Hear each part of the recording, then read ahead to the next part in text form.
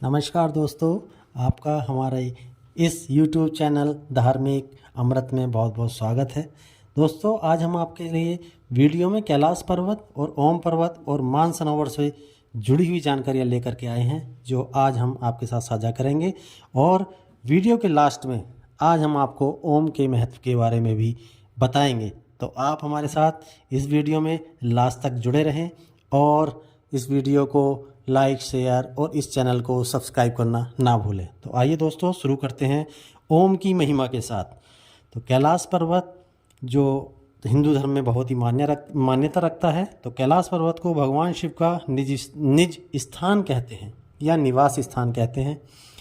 कैलाश मानसरोवर के बारे में शिव पुराण, स्कंद पुराण और मत्स्य पुराण में कैलाश खंड के नाम से एक अलग अध्याय है। कैलाश मानसरोवर को सनातन धर्म में बहुत ही पवित्र यात्रा माना गया है। यहाँ पर शिव विराजमान हैं। इन पुराणों में इस यात्रा का बहुत ही ज़्यादा गुणगान किया गया है। कैलाश पर्वत के ऊपर स्वर्ग और नीचे मृत्यु लोक को बताया गया है। धरती के एक ओर उत्तरी ध्रुव और दूसरी ओर दक्षिणी ध्रुव है। इन दोनों के बीच स्थित है हिमालय, और हिमालय के केंद्र में है कैलाश पर्वत। कैलाश पर्वत पर एक ऐसा स्थान भी है जिसे दुनिया की नाभि मतलब दुनिया का केंद्र कहा जाता है। रूस के द्वारा एक रिपोर्ट के मुताबिक दुनिया की नाभि एक ऐसी जगह है जहां अलौकिक शक्तियों का बहुत ही ज़्यादा प्रवाह होता है, जहां पर आप इन शक्तियों को महसूस कर सकते हैं। और इस विशाल कैलाश पर्वत के शिखर पर कोई चढ़ नहीं सकता। आज तक बहुत लोगों ने कोशिश की, लेकिन कोई कामयाब नहीं हो पाया।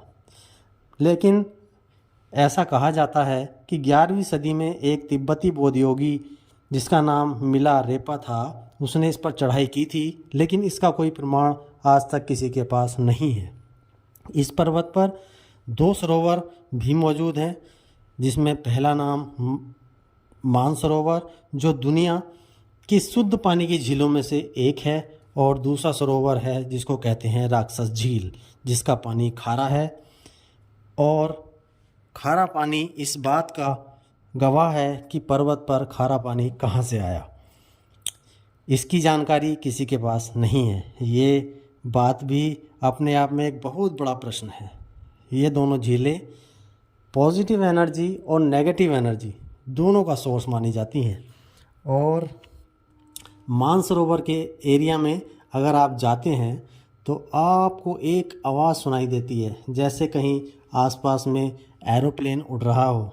लेकिन ध्यान से सुनने पर ये आवाज़ डमरू या ओम के जैसी आती हैं। हालांकि वैज्ञानिकों का ऐसा मानना है कि आवाज़ बर्फ़ के पिघलने की है। कैलाश पर्वत से पहले एक पर्वत और पड़ता है जिसे हम ओम पर्वत के नाम से जानते हैं। इस पर्वत को देखने से आपको ओम की आकृति दिखाई देती है।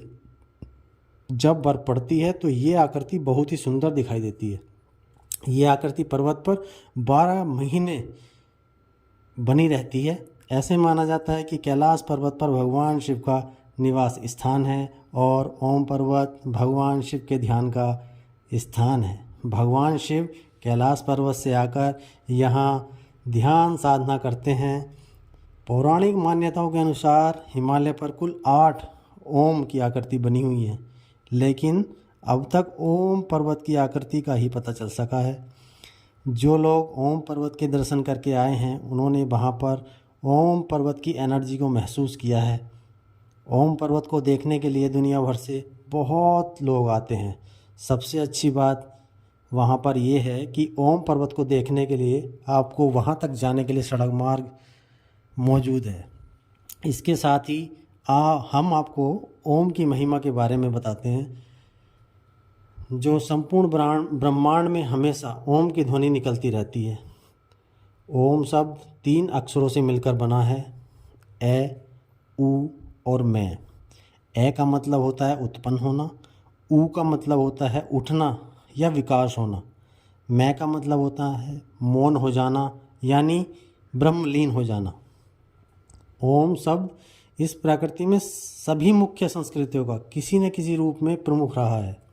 ओम के उच्चारण से ही शरीर के अलग अलग भागों में कंपन उत्पन्न होता है। जैसे कि ओम से शरीर के निचले हिस्से में पेट के पास कंपन उत्पन्न होता है और ऊ शरीर के मध्य भाग में कंपन करता है जो छाती के करीब होता है। मैं शरीर के ऊपरी हिस्से में यानी मस्तिष्क में कंपन उत्पन्न करता है।